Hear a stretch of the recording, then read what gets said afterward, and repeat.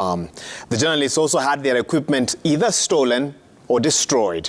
The Media Council of Kenya and the Kenya Editors Guild are now calling on the government to uphold press freedom and bring the culprits of today's attacks to book. What started as another normal day for journalists covering the front lines of the second of Azimio's demonstrations soon took a dangerous stand for the scribes in one of the hotspot areas in the city. In Kibra, gangs of goons, some wielding machetes and crude weapons, descended on Royal Media Services vehicle ferrying a crew that was covering the protest. In no time, the occupants of the vehicle were pelted with stones. The vehicle's windows were shattered. The crew on board, including citizens Seth Olale, Inoro's Ken Jenga, cameraman Kevin Obambo and Watson Mohanji, were also caught up in the melee, with two foreign journalists also nursing injuries from the attack.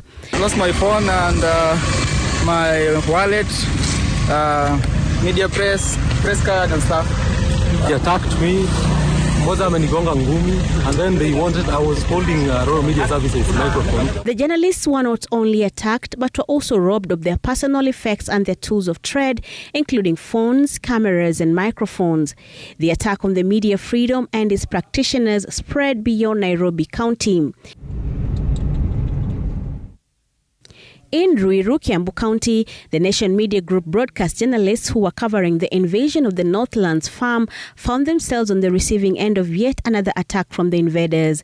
TV journalist Brian Mushiri was injured in the attack. The attack on the journalists was not just limited to the unruly and armed goons.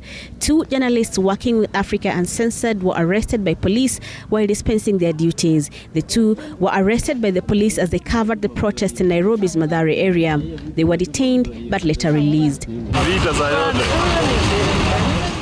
Police in the Central Business District are reported to have also confronted photojournalists from the Nation Media Group and forced them to delete images captured.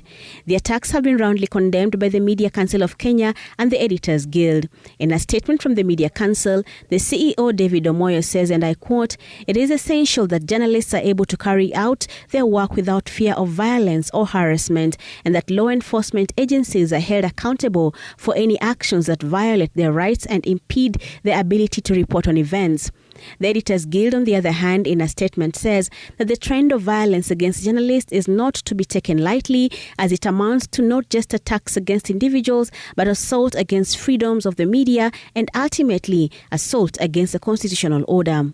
The Council and the Guild have also stated that they will work with the law enforcement agencies to ensure that those involved in these attacks are brought to book. Brenda Wanga, Citizen TV, Nairobi. Let's stay with